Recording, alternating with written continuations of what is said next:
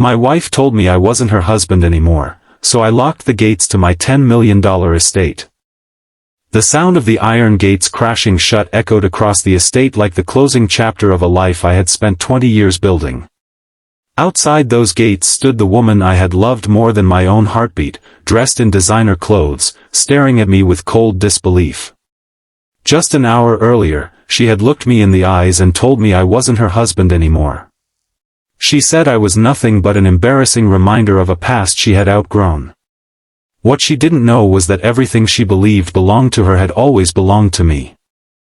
The mansion, the vineyards, the luxury cars, and every acre behind those gates had been built by the man she had just erased from her life.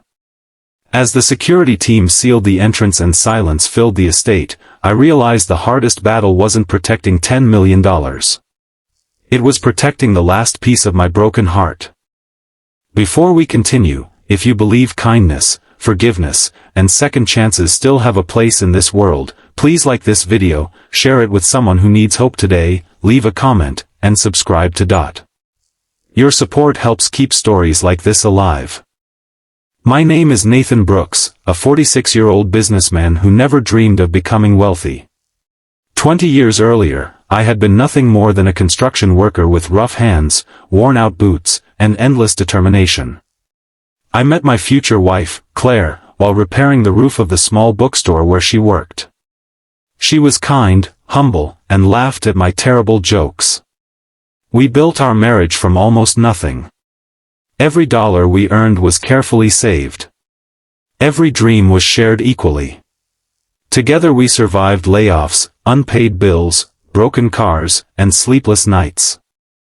When our investment company finally succeeded years later, success arrived faster than either of us expected. The business expanded across several states, and eventually our fortune reached nearly $10 million. I believed wealth would make life easier. Instead, it quietly began changing the people around us. The woman who once celebrated simple dinners at home slowly became fascinated by luxury parties, expensive jewelry, celebrity friends, and social status. At first I ignored the changes because I believed every marriage had seasons. I thought she was simply enjoying the rewards of our hard work. But over the years the distance between us became impossible to ignore. She spent more time with people who admired her money than with the man who had helped build it beside her. Our conversations became shorter. Our laughter disappeared. The home we had dreamed of building together started feeling like a beautiful museum filled with strangers. One afternoon I returned home earlier than expected after canceling a business meeting. The house was filled with expensive guests celebrating another charity event that Claire had organized. I smiled politely and walked toward her, hoping we could finally spend some time together. Instead, she barely acknowledged me. Her wealthy friends looked at me with confusion because I wasn't wearing an expensive suit that day. I had come directly from visiting one of our construction projects.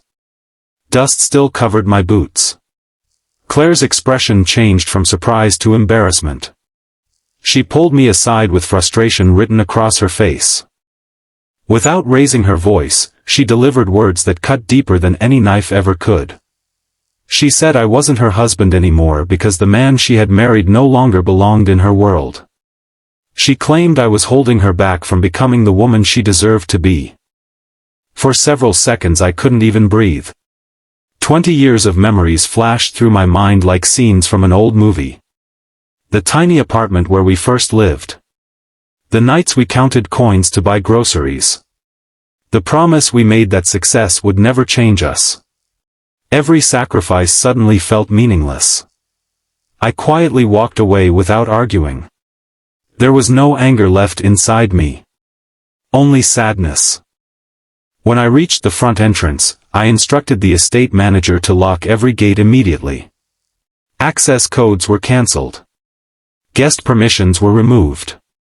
Security was told that no one entered without my authorization. Since the property had always remained solely under my legal ownership because it had been inherited land long before our marriage, every decision regarding the estate belonged to me. The celebration outside instantly turned into confusion. Luxury cars lined the entrance while wealthy guests stood helplessly behind locked gates wondering what had happened. News spread through the local community within hours. Some people believed I was acting out of revenge. Others assumed our marriage had ended because of money. The truth was much simpler. I wasn't trying to punish anyone. I simply refused to let people who no longer respected me continue enjoying a life built upon my sacrifices while treating me like I had become invisible. For the next several weeks I lived quietly inside the estate alone. The silence was overwhelming at first, but slowly it became peaceful. I walked through the gardens we had planted together years ago. I visited the old oak tree where we had promised to stay together forever. Every corner carried beautiful memories mixed with painful reminders.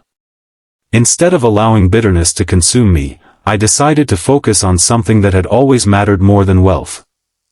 I created a charitable foundation dedicated to helping struggling single parents start small businesses. I remembered how difficult our early years had been and wanted others to receive the opportunities we never had. The estate's guest house became a training center. Empty garages became workshops. Business mentors volunteered their time. Families who had lost everything slowly rebuilt their lives. Watching them succeed brought me more happiness than any luxury car ever had. Months passed before I heard from Claire again. Life outside the estate had not unfolded as she expected. Many of the people who once surrounded her disappeared when they realized the fortune they admired was no longer easily accessible. Invitations stopped arriving. Phone calls became fewer. The glamorous world she had chased had quietly moved on to someone wealthier. For the first time in years she found herself completely alone. One rainy afternoon she stood outside the same gates that had once closed behind her. This time there were no expensive cars, photographers, or wealthy friends. Only a woman carrying regret heavier than any suitcase. I watched through the security cameras for several minutes before walking toward the entrance myself. Time had softened neither of us, but pain had taught us different lessons. She looked smaller than I remembered. Not physically, but emotionally. Success had once filled her with confidence. Regret had replaced it with humility. Tears rolled down her face as she admitted that somewhere along the journey she had confused admiration with love and status with happiness.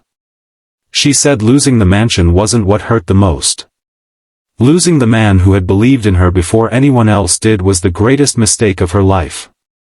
Standing there, I realized forgiveness is not the same as forgetting.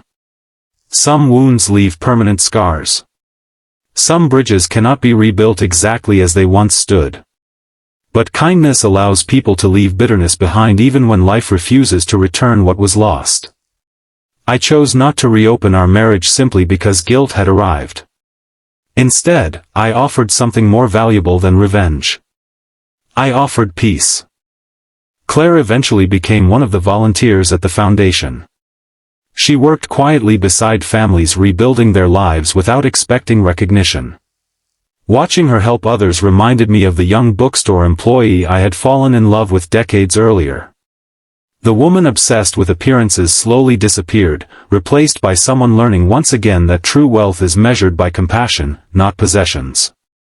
If this story has touched your heart so far, please take a moment to like this video, share it with your friends and family, subscribe to and let us know your thoughts in the comments. Your support inspires us to keep sharing stories that remind the world kindness still matters. Special request, before the ending, please comment, kindness is the greatest wealth. We'd love to know how many hearts still believe in forgiveness and second chances. Today the gates of my estate still stand tall, but they no longer represent wealth or power.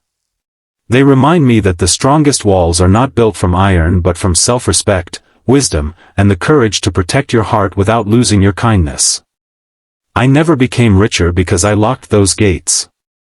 I became stronger because I opened my heart to healing instead of hatred. In the end, the greatest fortune any person can possess is not a $10 million estate. It is the ability to remain kind after life gives every reason to become bitter. And sometimes, the most powerful victory is not proving someone wrong.